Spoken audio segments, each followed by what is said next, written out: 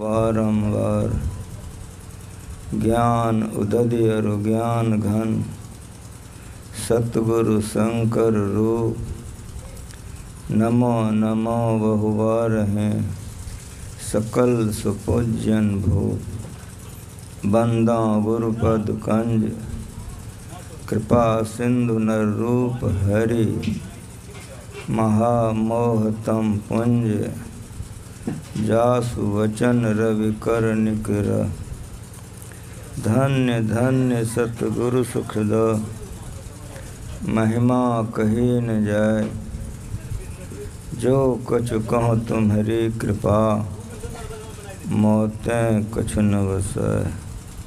बोलिए प्रेम से सतगुरु महाराज की जय। एक बार खूब श्रद्धा के साथ कहिए श्री सतगुरु महाराज की जय। सत्संग में पधारे पवित्र आत्माओं, इस धरती पर जितने संत आज तक हो चुके हैं, सभी संतों ने ईश्वर भक्ति का प्रचार किया। सभी संतों ने ईश्वर भक्ति का प्रचार क्यों किया? ईश्वर भक्ति का प्रचार संतों ने इसलिए किया कि हम सब के सब अशांत अशांत, सबके सब दुखी हैं।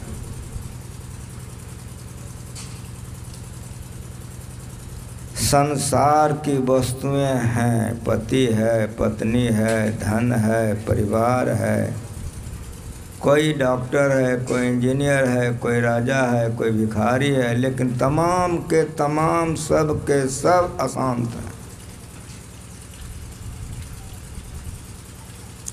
प्रत्येक को चाहिए शांति।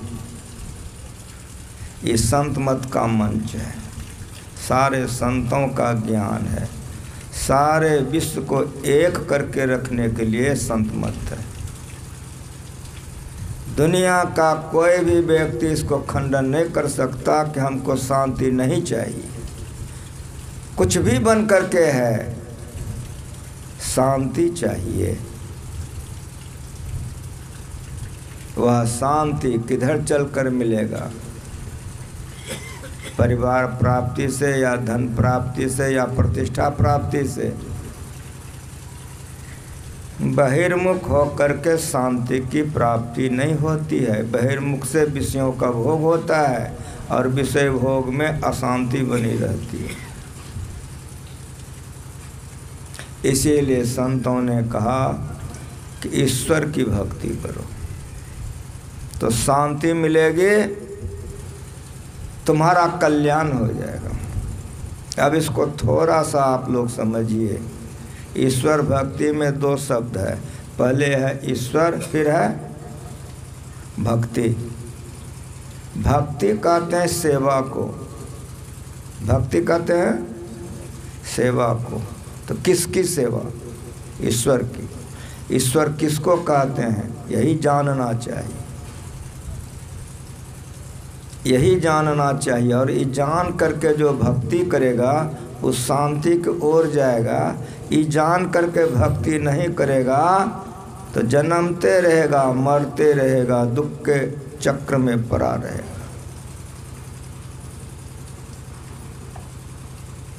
जानना चाहिए कि ईश्वर किसको कहते हैं। हम लोग वैदिक हैं, वेद हमारा सबसे सर्वोपरि ग्रंथ है। सारा संसार वेद को पुराना माना है। वेद से पुराना इस धरती पर कोई ग्रंथ नहीं है, कोई ग्रंथ है ही नहीं। विवेकानंद स्वामी अमेरिका गए थे, विश्व धर्म सम्मेलन हो रहा था, तो सबसे नीचे में वेद को दिया था, ऊपर में संसार के जितने धर्म ग्रंथ है सबको सजाया था। काहे? तो हम लोग गुलाम थे, इसीलिए वेद को सबसे नीचे दिया था और उसके ऊपर सारा ग्रंथ सजाया था। विवेकानंद प्रवचन कर रहे थे। अब प्रवचन करते करते धर्म ग्रंथ के सजावट पर उनकी आंखें चली गई तो मुस्कुराए। कहा देखिए यहाँ के लोग कितने विद्वान हैं, कितने जानकार हैं। जितने मत के लोग हैं कहाँ पर हैं? सबको कहना होगा कि किसी मत के लोग हैं धरती पर। कोई मत का मनुष्य है कहाँ पर है? तो धरती पर। विवेकानंद स्वामी ने कहा ठीक उसी तरह से यहाँ के लोगों ने देखिए ग्रंथ कितना सुंदर सजाया है। सबसे नीचे में मेरा भगवान वेद है। अगर हमारा भगवान वेद एक बार करवट बदल दे तो दुनिया का सब धर्म ग्रंथ धर्मरा आ जाएगा, ढनमना जाएगा। ताली पर ताली बज गई, ताली पर ताली बज गई। विश्व में वेद से प्राचीन कोई ग्रंथ नहीं है, दुनिया मानती है। वो वेद मंत्र भी आप लोगों को पढ़ करके सुनाया गया है। मेरा गुरु सिखा दिया है कि बेटा अपना नहीं कहना। वेद, उपनिषद, गीता, रामायण, संत, भगवंत आदि का कहना। जो इसको ठीक ठीक समझ कर करेगा उस शांति की ओर बढ़ेगा, और जो इसका उपेक्षा करेगा तो अशांति में है और किधर जाएगा वो जानेगा। भगवान वेद की वाणी आप लोगों ने सुना, क्या सुना? ईश्वर किसको कहते हैं? तो आपने सुना, मैं फिर उसी को दोहरा रहा हूँ। संत मत में नई बातें नहीं कही जाती है। पहले हमारे ऋषि मुनि संत महात्मा भगवंत कह के गए हैं, उसी को बार बार हम लोग दोहराते हैं कि हम लोग ठीक रास्ते पर चल सकें। ईश्वर किसको कहते हैं? तो पाठ में आप लोग अभी सुने हैं कि जगत प्रसव कर्ता को ईश्वर कहते हैं। सब बात भुला जाइएगा, ये नहीं भुलाइएगा। अगर भुला जाइएगा तो यहाँ आने का कोई फल नहीं मिलेगा। जगत नहीं था लेकिन बनाने वाला था, इसी को ईश्वर कहते हैं। जगत बनने पर जो आया वो माया, चाहे वो राम हो कि कृष्ण हो कि काली हो कि दुर्गा हो, जो भी नाम रूप हो, सब माया। एक वाक्य में सुनिए, लंबा चौड़ा भाषण नहीं। जगत नहीं था लेकिन बनाने वाला था। यही पता लगाइए कि जब जगत नहीं था तो बनाने वाला कहाँ था? वो कैसा था? जनानी थी कि मर्दाना था? तो जगत था ही नहीं तो नहीं जनानी थी नहीं मर्दाना था, इसलिए वो नहीं जनानी है नहीं मर्दाना है। यदि जनानी का पूजा कर रहे हैं तो माया का पूजा, मर्दाना का पूजा कर रहे हैं तो माया का पूजा। वो जनानी मर्दाना नहीं है। यदि जगत का पूजा कर रहे हैं तो ये भी माया है। बड़ा गहरा ज्ञान संत मत का है। संतों ने जो ज्ञान सिखाया है ये ज्ञान से ऊंचा ज्ञान ही नहीं है तीनों लोकों में।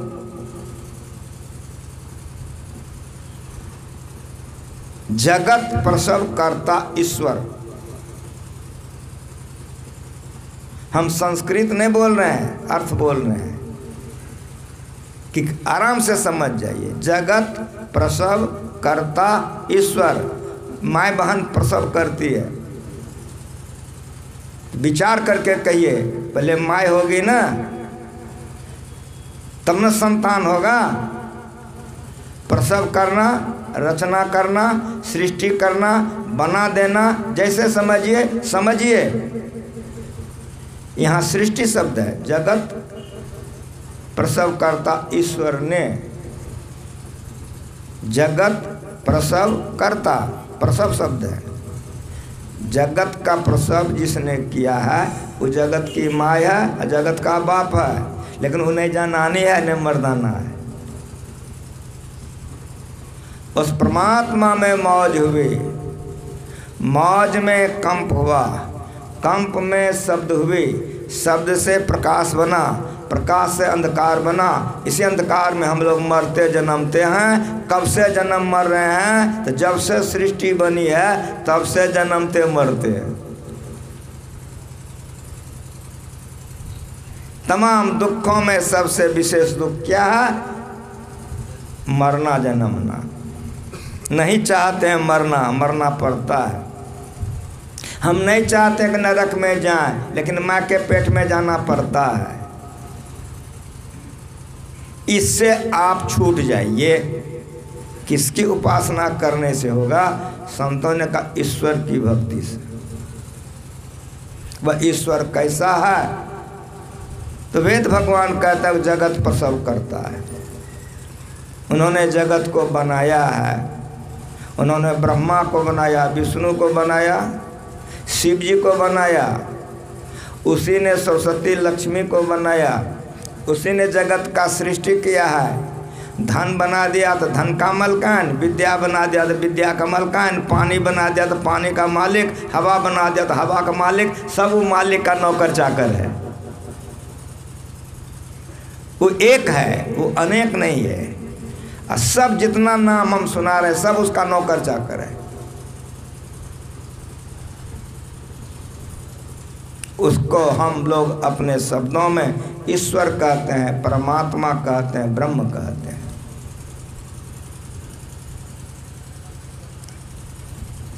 जहाँ हम लोग अभी मौजूद हैं इसको पांच भौतिक जगत कहते हैं।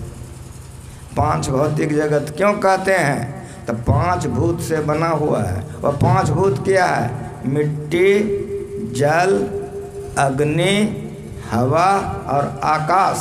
आकाश भी नहीं था लेकिन बनाने वाला था, समझ सकिएगा। इसीलिए जो मन से मनन किया जाता वह ब्रह्म नहीं है, उपनिषदकार ने कहा। इसीलिए पाठ होता है। वेद भगवान वैसे कहा तो उपनिषदकार ऋषियों ने ऐसे कहा। वह मन से मनन नहीं किया जाता बल्कि मन ही मनन किया हुआ कहा जाता है। जिस वस्तु के लोग उपासना करते हैं वह ब्रह्म नहीं है। तो जो ब्रह्म नहीं है उसकी उपासना कीजिएगा तो माया तो मिलेगी, शांति नहीं मिलेगी। माया मिलेगी, शांति नहीं मिलेगी। भगत है तो भगवान प्रभु, राम धरे तनु भोग। भक्तों के हित के लिए उन्होंने शरीर धारण किया है। तो शरीर माया है, शरीर ब्रह्म नहीं है। सुन रहे थे या देवी सर्वभूतेषु, तो जो देवी सर्वभूतेषु होगी शरीर होगा। हाथ वाली होगी, पैर वाली, पेट वाली, पीठ वाली होगी। वो अगर होगी तो सर्वभूतेषु नहीं हो सकेगी। जो सर्वभूतेषु है वो आत्मा है। बहुत बढ़िया से ज्ञान को समझिए। इसीलिए इसको आत्मज्ञान कहते हैं, ब्रह्म ज्ञान कहते हैं। आकाश नहीं था लेकिन आकाश को बनाने वाला था। ये जानना है। हट जाओगे से कितना गंभीर ज्ञान है। अब मेरी बात सुनिए। आकाश चारों तत्वों से सूक्ष्म है, बारीक है। इसीलिए आकाश हवा के कनकन में, पानी के कनकन में, धरती के कनकन में आकाश व्यापक है। लेकिन इससे परे है, सब में व्यापक होकर उसका स्थान ऊंचा है।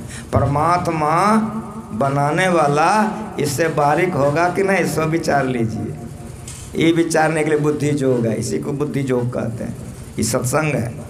संतों के बुद्धि के मुताबिक अगर बुद्धि हो जाए तो हम लोग भी शांति प्राप्त कर लेंगे। वो परमात्मा का जो स्वरूप है, ये मुझे देख रहे हैं, कहेगा हाँ ये रूप है। काली माँ को देख रहे हैं, रूप है।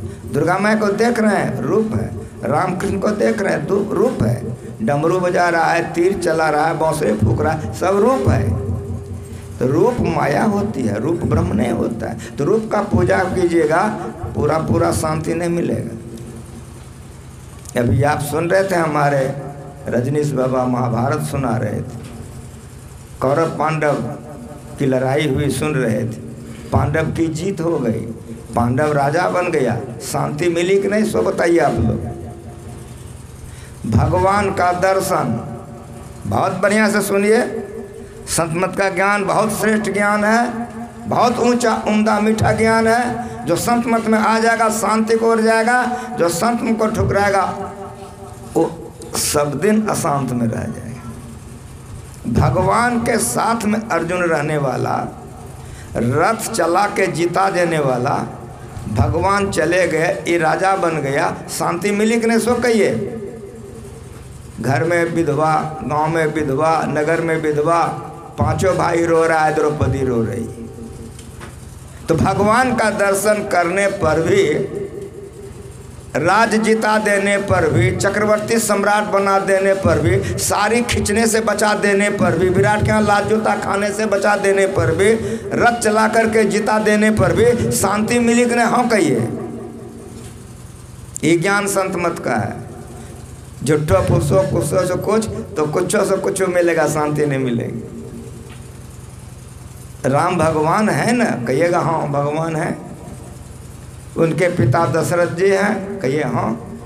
राम जंगल चला गया, दशरथ जी देख लीजिए कैसे छटपटा के मरे हैं। कौशल्या विधवा हो गई, समझ में आ रहा है? मिला शांति दशरथ को। राम ऐसा बेटा पैदा करके जब शांति नहीं मिले तो आपको मिलेगा कि नहीं, विचार लीजिए। कौशल्या विधवा हो गई, इस संत मत है। इसीलिए रूप का पूजा करने से शांति नहीं मिलती है, रूप अरूप से बना है। और मेरी बात सुनिए, रूप को सगुण कहते हैं। सगुण बना है निर्गुण से, और निर्गुण बना है निर्गुण सगुण से ऊपर से। ये ज्ञान है, और इस संत मत का ज्ञान है। किसी महात्मा के कलेजे में पानी नहीं होगा किसका खंडन कर दे। पहले निर्गुण तब सगुण, निर्गुण सगुण से परे जो है वो निर्गुण सगुण को बनाने वाला है। इसीलिए वेदांत ज्ञान इसको कहते हैं, इसको ब्रह्म ज्ञान कहते हैं। इस समझने के लिए माथा में मेधा शक्ति चाहिए, और मेधा शक्ति के लिए ब्रह्मचर्य पालन चाहिए। अगर ब्रह्मचर्य बढ़िया नहीं है, ये ज्ञान सुनवो करेगा नहीं समझेगा। ब्रह्मा विष्णु महेश समझ रहे हैं, दैत्य के राजा विरोचन और देवता के राजा इंद्र दोनों मिल करके गए ब्रह्मा जी के पास। ब्रह्मा जी ने दैत्य के राजा विरोचन से और देवता के राजा इंद्र से पूछा कि कहाँ आए हो। का पितामह हम लोग आपके शरण में आए, क्या चाहते क्या हो? का ब्रह्म ज्ञान का पात्र बनो। प्रमाण के साथ सुनिए, मेरा गुरु जो सिखाया है वो प्रमाण के साथ सिखाया है। ब्रह्मा जी के पास दोनों राजा गया, देवता का राजा और दैत्य का राजा। एक के बात कहा कि ब्रह्म ज्ञान सीखने के लिए आया हूँ। ब्रह्मा जी ने कहा कि आप लोग अगर यदि चाहते हैं कि ब्रह्म ज्ञान प्राप्त करें तो पात्र बनिए। दोनों ने पूछा कि पात्र बनने के लिए क्या करना होगा? कहा 30 वर्ष ब्रह्मचर्य पालन कीजिए। दोनों गया, 30 वर्ष ब्रह्मचर्य पालन करके आ गया। विरोचन भी आया और इंद्र भी आया। कहा हम लोग 30 वर्ष ब्रह्मचर्य पालन करके आ गए हैं, अब ब्रह्म ज्ञान सुनाइए। कहा घर चले जाइए, खूब बढ़िया बढ़िया भोजन स्वादिष्ट भरपेट खाइए, खूब बढ़िया बढ़िया गहना कपड़ा सज धज करके आइए। चला गया, खूब खाया, सज धज के आ गया। कहा कि आ गए, का जल में छाही देखिए। जल में छाही देखा, का वही ब्रह्म है। विरोचन बड़ा खुश हो गया, खूब खाओ सजाओ भोगो, यही ब्रह्म है, चल दिया गद गद हो। लेकिन इंद्र लौट गया। इसको मेधा शक्ति होती है, बहुत बढ़िया से सुनिए। इंद्र लौट गया। ब्रह्मा ने पूछा कि इंद्र तुम क्यों लौट गया? का पितामह कुछ पूछने के लिए। का बोलो क्या पूछना चाहते हो? का आपने जो बताया कि परछाई जो देख रही ब्रह्म है, ये मेरे मन में जचता नहीं है। का क्यों नहीं जचता है? का पितामह, अगर मेरा एक हाथ कटा हुआ हो तो परछाई में तो एक हाथ कटी हुई दिखेगी। कहाँ का ऐसा तो ब्रह्म नहीं हो सकता। तो ब्रह्मा जी मुस्कुराए ब्रह्मा जी मुस्कुराए। उपनिषद की कहानी है, हम यहाँ पर दंत कथा कहने नहीं आए हैं, उपनिषद की कहानी है। ग्रहण कीजिएगा तो शांति की ओर बढ़िएगा, न ग्रहण कीजिएगा तो कहाँ जाइएगा वो मालिक जाने। का क्या तुम जानना चाहते हो? का जी पितामह, इसीलिए शरण में आया हूँ। का और 30 वर्ष ब्रह्मचर्य पालन करके आओ। चला गया। 30 वर्ष के बाद इंद्र आया। विरोचन तो फंस गया उधर, खूब खाओ भोगो, यही ब्रह्म है, ये आसुरी संपदा है। लेकिन मेरी बात सुनिए, गीता पर ये दैविक संपदा है। जब फिर आया तब कहा कि तुम्हारे आँख में जो परछाई पड़ती है वही ब्रह्म है। साहस नहीं हुआ बात दोहराने का। जो सीखने वाला तो विनम्र होता है, अगर गाल बजाता है तो वो नहीं सीख सकता है, तो अहंकार हो जाती है। गया फिर लौट गया। का पितामह, फिर मेरे मन में बातें नहीं जचती है। का क्यों? का अगर मेरी एक आँख फूट जाए तो दोनों में परछाई नहीं दिखेगी। तो ब्रह्मा जी मुस्कुराए। का ठीक कहते हो तुम्हारी मेधा शक्ति बढ़ती जा रही है, और 30 वर्ष ब्रह्मचर्य पालन करके आओ। बढ़ के देखिए। तब कहा अब तुम पात्र बन गए, अब जो मैं ब्रह्म ज्ञान करूँगा तुम धारण कर सकोगे। इसीलिए लोग सुनते तो हैं लेकिन समझ नहीं सकते हैं। जब समझिए नहीं सकते हैं तो करेंगे क्या? हम आपको जल लाने के लिए कहते हैं कि जल लाइए, तो आप कहते हैं बाबा बर्तन दीजिए, तो हम चालनी दे दें, जल लेके आ जाइएगा ना, हो कहिए जला। उसी तरह से ब्रह्म ज्ञान के लिए पात्र बनना पड़ता है। वो परमात्मा आकाश से भी बारीक है। आकाश सब जगह व्यापक है और सब में व्यापक होकर बाहर है। अभी आप लोग पाठ किए हैं पुण्य व्यापक पार में, ये परमात्मा है, ये परमात्मा है। पानी महीन है और मट्टी मोटा है, तो मट्टी के कण-कण में पानी भर करके स्थान बेसी रखा है। उसी तरह से मट्टी में, पानी में, अग्नि में, हवा में भर करके आकाश अपने को बाहर रखा है। बहुत गंभीरता से सुनिए।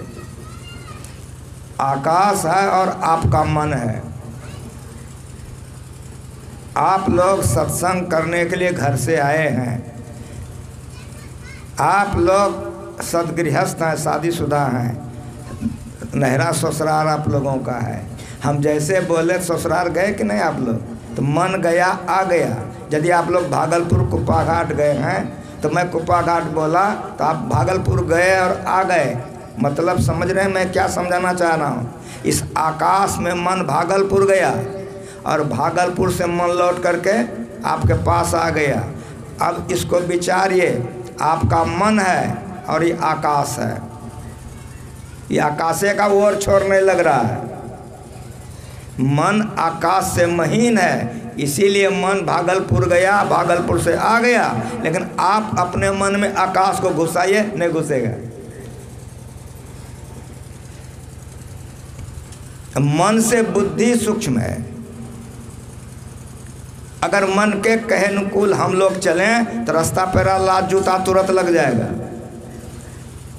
मन पर बुद्धि हरदम शासन करती है, इसीलिए मन से बुद्धि श्रेष्ठ है और बुद्धि से चेतन श्रेष्ठ है। बड़ा गंभीर ज्ञान है संत मत का। वेद पढ़ा गया है, उपनिषद पढ़ा गया है, कबीर साहब का सुने हैं, नानक साहब का सुने हैं। जो सुने हैं उसी को समझिए। मैं कोई नया बात कहने नहीं आया हूँ। मेरा गुरु कोई नया बात नहीं सिखाया है। मेरा गुरु का बेटा पहले महापुरुष कह के गए हैं, उसको समझो, करो, समझाओ, जितना करोगे शांति मिलेगी, जो करेगा शांति मिलेगा।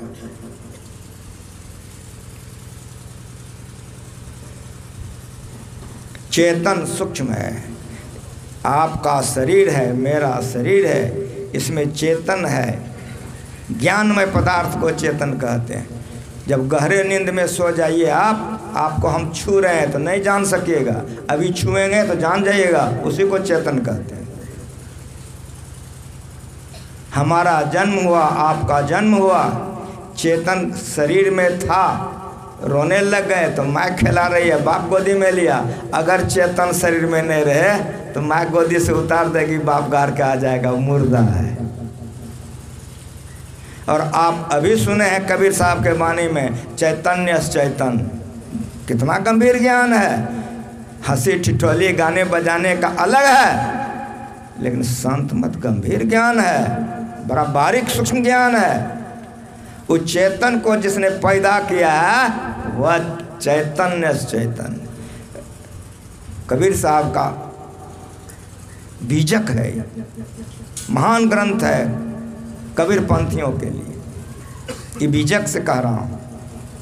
चैतन्य चैतन्य वो है कैसा? तो ऊंचे नीचे आगे पीछे दाहिन बाएं अनन्य, किधरों चले जाइए, जाते रहिएगा, कभी वो रहबे नहीं करेगा। वो काहे? तो अनंत है। अनंत दो नहीं हो सकता है। अनंत जब कभी भी होगा तो एक होगा, और यदि दो होगा तो अनंत नहीं होगा। ये ज्ञान समझाने के लिए अखिल भारतीय होता है, जिला वार्षिक, यही समझाने के लिए संतों का अवतार होता है। ऐसे परमात्मा को जान के भक्ति करो तो शांति मिलेगी। ऐसे परमात्मा को नहीं जानोगे तो मरते रहोगे, जन्मते रहोगे, शांति नहीं मिलेगी। वो अनंत है, अनंत एक से दो हो नहीं सकता है। उनके अलावा जितना जो कुछ है सब शांत है। इसीलिए ऊंचे नीचे आगे पीछे दाहिन बाएं अनन्य, बराते बड़ा, वह इतना बड़ा है, वह इतना बड़ा है, वह इतना बड़ा है। सारी सृष्टि वो परमात्मा के अंदर में गेंद के तरह कहीं पड़ा हुआ है, पूरा का पूरा परमात्मा खाली भरा पड़ा है। ये ज्ञान है। आपको हम एक गेंद रखने के लिए दे दिए, मैं पूछ रहा हूँ कहाँ रखे हैं, तो आप कहते हैं बाबा घर में गेंद रखे हैं। मैं पूछा कि कितना जगह लिया है, आप कहिएगा थोड़ा सा लिया है। अगर मैं पूछ दूँ कि बचा कितना है, कहेगा समूचा घर खाली है। उसी तरह परमात्मा इतना बड़ा है कि सारी सृष्टि परमात्मा के अंदर में गेंद की तरह कहीं पड़ा हुआ है, सारा परमात्मा खाली भरा पड़ा है। ये ज्ञान समझिए, वो अनंत है। इसीलिए उसको जब प्राप्त कर लीजिएगा, अनंत सुख, अनंत शांति, अनंत चैन, अनंत कल्याण। इसलिए संतों ने कहा उस अनंत को जानो, उसकी भक्ति करो तो जीवन सफल होगा। इसी बात को आप नानक साहब के बानी में सुने कि नातिसु मात पिता सुत बंधप, नातिसु कामन नारी, अकुल निरंजन अपर परम पर सगली ज्योति तुम्हारी। घट घट अंतर ब्रह्म लुकाइया, घट घट ज्योत सबाई, बजर कपाट मुक्ते गुरमति निर्भय तारी लाई। जंत उपाय काल सृजनता, बस गत जुगत सबाए, सतगुरु खोजी पदार्थ पावे, छूटे शब्द कमाई। सूचय भारे साथ समावय, बिरला सोचाचारी, तंते को ब्रह्म तंत्र मिलाइया, नानक शरण तुम्हारी।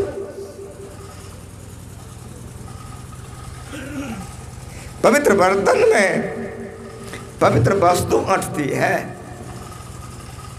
गोबर उठाने वाले बर्तन में दूध नहीं रखिएगा। उसी तरह से जब आपका अंतःकरण पवित्र होगा तब मालिक की झलक समझ में आएगा।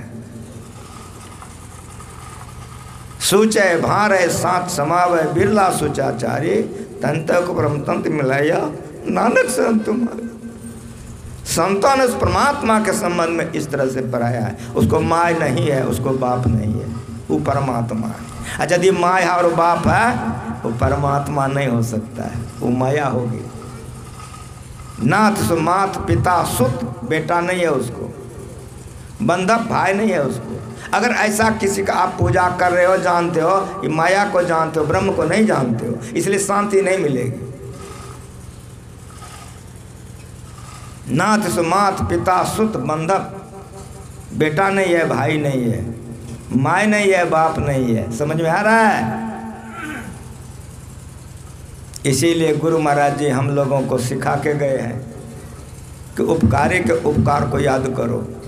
जो उपकारी के उपकार को याद नहीं करता वो कृतज्ञ होता है। उपकारी में सबसे श्रेष्ठ कौन है? ईश्वर हैं, जिन्होंने इतना बढ़िया शरीर दिया है। पशु नहीं बनाया, पक्षी नहीं बनाया, किसने बनाया है? कोई बनाने वाला है कि नहीं है? एक वकील था, उसका एक बेटा था, छोटा बालक था। वो पूछा कि संसार कैसे बना? का आपने बन गया है। वो छोटे से लड़के के मन में बैठा नहीं। 2 दिन 3 दिन पिताजी से बातचीत किया। एक दिन जब वो चला गया वकालत करने, तो उसका बेटा क्या काम किया, एकदम स्याही चलती थी, डुबो डुबो के हम लोग लिखते थे, स्याही उल्टा दिया, दोनों हाथ से समूचा ऑफिस का ठप्पा ठप्पा कर दिया, स्याही से एकदम बर्बाद कर दिया। मेज पर, दीवार में, सब जगह स्याही, दोनों हाथ से ठप्पा मार दिया, हाथ धो करके छोड़ दिया। आया वकील, खोला, देखा चौपटे कर दिया है सब जगह। खोला, पत्नी से पूछा किसने किया? कहा मैं नहीं जानती हूँ। बेटी से पूछा, नहीं जानती हूँ। बेटा से पूछा कि बेटा किसने किया? पिताजी अपने हो गया है। तो बड़ी जोर से बिगड़ा कि अपने कैसे हो जाएगा? तब बड़ा विनम्रता से कहा कि पिताजी ये छोटी सी बात अपने न जाएगा, दुनिया अपने कैसे बन गया? ठंडे हो गया बाप ठंडे हो गया। जिस ईश्वर ने देवी देवता को शरीर दिया है, उसी ने आपको शरीर दिया है, तो उसको आप क्या दे सकते हैं? सौंसे दुनिया का माँ बाप देने वाला है। इसलिए गुरु महाराज जी हम लोगों को सिखाए कि उसका रोज स्तुति करो। स्तुति का अर्थ होता है यशगान करना, बड़ाई करना, बड़प्पन करना। आपका कोई बड़ाई करेगा, खुश हो जाइएगा, और खुश होइएगा तो जो चाहिएगा दे दीजिएगा। इसलिए उठ करके ईश्वर का स्तुति कीजिए, जो इस सब भगवान का भगवान है, जो सब भगवती का भगवती है, जो सब माँ का माँ है, जो सब बाप का बाप है, वो परमात्मा है, वो परमात्मा है, ईश्वर है। इसलिए उसका स्तुति कीजिए। वह कैसा है? अपरा परापर और अक्षर पार में। अभी गाए हैं कि नहीं गाए हैं? इस शास्त्र का भाषा है। जो शास्त्र पढ़ा है वो बुझेगा, नहीं पढ़ा है तो समझते समझते समझेगा। वह परमात्मा है अपरा और परा के परे में। अपरा में 4 मंडल है और स्थूल सूक्ष्म कारण महाकारण कहलाती है। परा में 1 मंडल है जो चेतन कहलाता है। वो परमात्मा है अपरा और परा के प्रेम है। और अक्षर पार में गीता का ज्ञान है। क्षर पुरुष, अक्षर पुरुष, पुरुषोत्तम, ये भगवान श्री कृष्ण का ज्ञान है। ये ज्ञान को समझिए, शांति मिलेगी अगर इस ज्ञान के अंदर में आ जाएंगे, नहीं तो अशांत रहेंगे, कुछ भी बन के रहेंगे, अशांत रहेंगे। वो परमात्मा है निर्गुण सगुण के पार में। अभी पढ़ें कि नहीं पढ़ें? मुझे आप देखिए ये क्या है? कहेगा बाबा आपका वस्त्र है। हम अभी वस्त्र सहित हैं, 100 गुण, गुण सहित। बड़ा बढ़िया समझिए, वेदांत ज्ञान है। गुण सहित जो है वह निर्गुण है। ये जो वस्त्र धारण किया है, मेरा शरीर ने वस्त्र को धारण किया है, तो वस्त्र अलग है, शरीर अलग है। उसी तरह से शरीर आपका, आप शरीर नहीं है।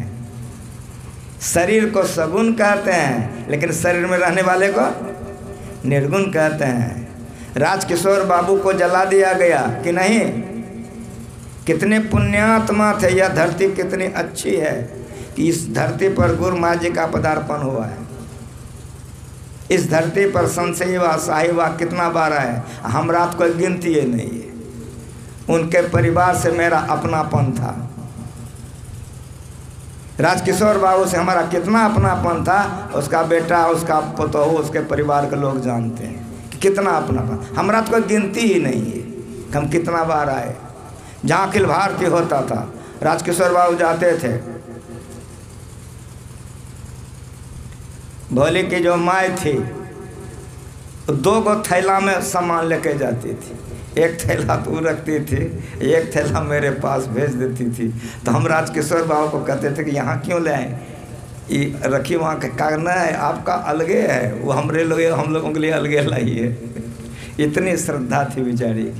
अंतिम समय जब हो गया पलटू की माई का, तो भागलपुर रहने लग गई। अब मैं प्रोग्राम में जहाँ तहाँ था, सब भाई वगैरह वहाँ जमा हो गए थे। हमको खबर किया, हम कहें तो बाहर में हैं, तो माँ बहुत याद करती है आपको। हम कहे जैसे हम भागलपुर आते हैं बोले तो हम फ़ोन करते हैं, तुरंत हम फ़ोन किए पलटू को कि हम आ गए। गाड़ी लेके आया, हम गए, सत्संग किए, खूब बढ़िया से गपशप किए, हमसे खूब बढ़िया से बेचारी बातचीत की। हम लौट करके आश्रम आए, सुबह में खबर आया कि शरीर उनका छूट गया। श्री सद्गुरु महाराज सब दिन गुरु महाराज जी के सेवा की, ये परिवार ने मिलकर के महापुरुषों की सेवा की है। उसका परिणाम क्या है जानते हैं? आज उनका शरीर जला दिया गया। इसका बेटा लोग भीख नहीं मांग सकता, इतना जमीन जगह जमा करके गया है, खूब खा करके मौज उड़ाते रहेगा, भीख नहीं मांगेगा। उधर संत मत का ज्ञान में आगे बढ़े थे, और धरती पर के ज्ञान में भी इतने निर्विघ्न थे कि कल मैं आ रहा था गाड़ी से, तो मेरे साथी लोग चर्चा कर रहे थे, हम के आश्रम के व्यवस्थापक थे, मालिक थे आश्रम का। 8 बजे 9 बजे रात में स्कूटी से चल देते थे, तो लोग कहते थे काका हमको कौन करेगा। इतने निर्विघ्न थे, इतने निर्विघ्न थे, रातों में चले जाते थे। जिसका हृदय पवित्र होता है, जो भगवान पर आश्रित होते हैं, गुरु संतों पर आश्रित होते हैं, उसको कोई कमी नहीं होती है। शरीर तो मरेगा ही, अलग बात। जला दिया गया है जानते हैं आप, दफना दिया गया है जानते हैं आप, फिर सत्संग किसके नाम से? बड़ा बढ़िया समझिए, कहीं से समझिए, मेरा गुरु जो सिखाया समझिए। जब जला दिया गया, दफना दिया गया, समाप्त हो गया, खत्म हो गया, राजकिशोर बाबू नहीं है, ये सत्संग किसके लिए? तो मेरी बात को बढ़िया समझिए कि सगुण को जलाया गया है, निर्गुण को नहीं जलाया गया है। देह को जलाया गया है, आत्मा को नहीं जलाया गया है। राजकिशोर बाबू के मन को नहीं जलाया है, बुद्धि को नहीं जलाया गया है। इसीलिए जीवन काल में जो जिस संस्कार के लोग रहते हैं वही संस्कार लेके मरते हैं। कुकर्म करते हैं तो भूत बनता है, दान पुण्य करते हैं तो देवता बनता है, लेकिन जो ध्यान भजन करते हैं तो भगवान कृष्ण से पूछिए वो क्या बनता है? प्रापुन कृतांग लोका निस्वति शाश्वती समा सुचीनांग श्रीमतांगे है योग भ्रष्टो भी जाए थे। वे विशाल स्वर्ग सुख भोग करके फिर मनुष्य शरीर में आकर के यहाँ से भक्ति प्रारंभ करते हैं। उसके लिए रोना है जो कुकर्मी होकर मर गया, वो बहुत दुर्गति में जाएगा मर करके। लेकिन उसके लिए क्या रोना है? जो सब पुरुष बन करके गया है, जो मांस खाता है, मछली खाता है, शराब पीता है, झूठ बोलता है, कुकर्म करता है, अपना पत्नी छोड़कर दूसरा पत्नी, अपना पति छोड़कर दूसरा पति, इसको व्यभिचार कहते हैं, कुकर्मों को करता है, ऐसा मर जाएगा। इसके लिए रोना चाहिए। लेकिन जो ध्यान करता है, सत्संग करता है, मांस नहीं करता, मछली नहीं करता, शराब नहीं पीता, परोपकार करता, साधु सेवा करता, ऐसे मरने पर क्या रोना है? इस संस्कार को लेके वो जाता है। इसीलिए वो देवलोक जाता है, ऐ मरकर नरक लोक जाता है।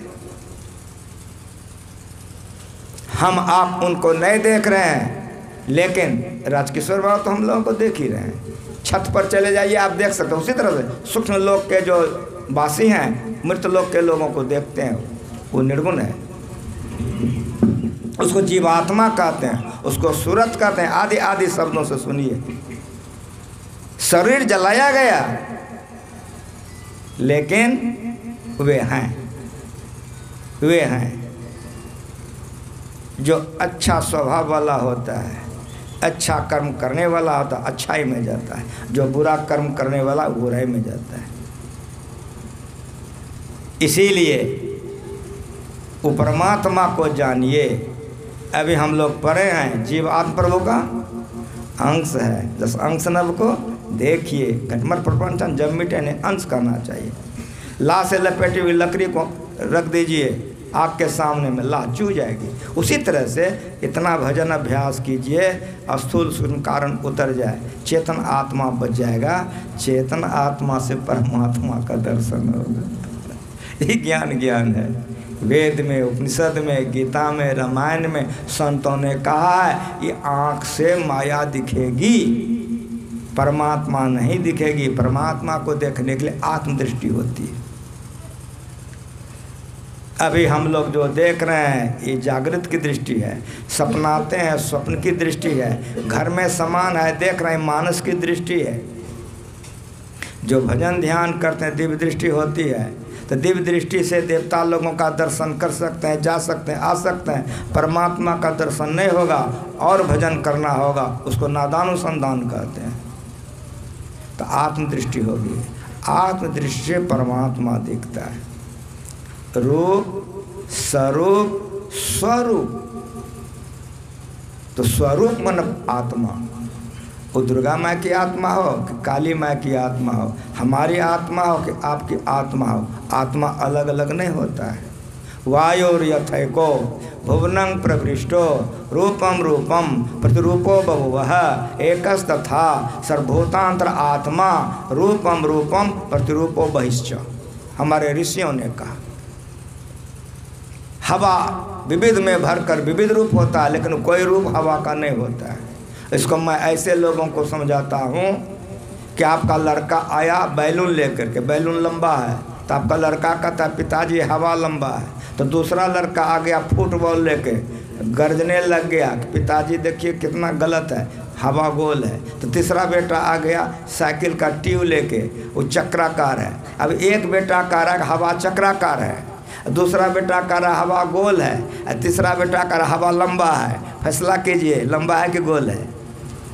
समझ में आ गया। उसी तरह से एक वो कहता है कि मेरा खप्पर वाली है, दूसरा कहता है खबरदार हमरा बांसुरी फूकने वाला है, तीसरा कहता है हमरा डमरू बजाने वाला है, चौथा कहता है हमरा तीर चलाने वाला है। इसमें से वो एक को नहीं। ठीक उसी तरह से ऋषियों ने समझा कि वायोर यथैको भुवनं प्रविष्टो रूपम रूपम प्रतिरूपो बहुवः एकस्तथा सर्वभूतांतर आत्मा रूपम रूपम प्रतिरूपो बहिश्च। सभी रूपों में वह व्यापक है, लेकिन कोई रूप उसका नहीं है। उसी तरह से काली माँ में, दुर्गा माँ में, शिव जी में, गणेश जी में, सब में वह भरकर है, लेकिन वह जनानी मर्दाना नहीं है।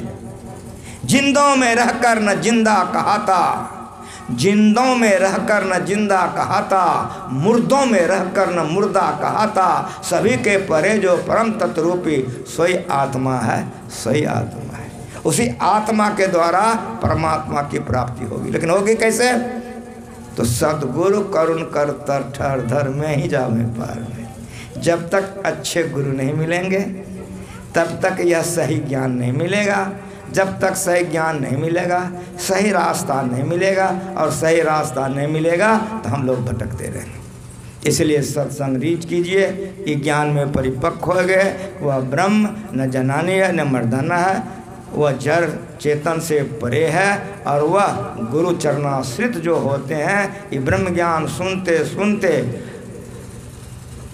मेधा शक्ति होती है, झूठ चोरी नशा इंसा से अपने को बचाता है, तब जानते जानते वो करने लग जाता है, करने लग जाता है।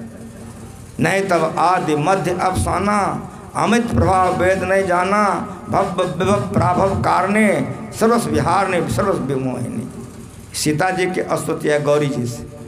और परमात्मा सर्वत्र सर्वव्यापक है, लेकिन देख क्यों नहीं रहे हैं? देखेंगे कैसे?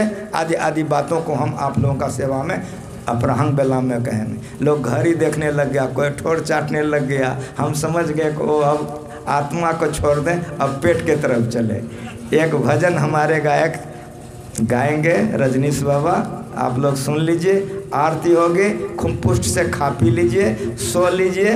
2 बजे के बाद आप लोग आइए। तो वह परमात्मा जो जनानी नहीं है, जो परमात्मा मर्दाना नहीं है, जो परमात्मा का भजन करने से शांति को और बढ़ेगा, इस सेवा हम आपका अपराह्न बेला में करेंगे। एक बार प्रेम से बोलिए।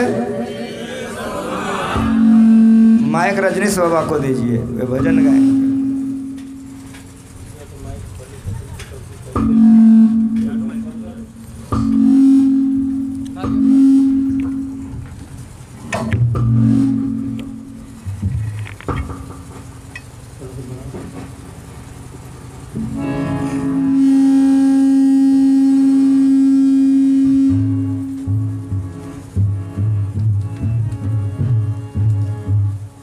बोलिए श्री सद्गुरु महाराज की जय। इतना ही नहीं, आ जाइए। बोलिए श्री सद्गुरु महाराज की जय। प्रभु बार नाना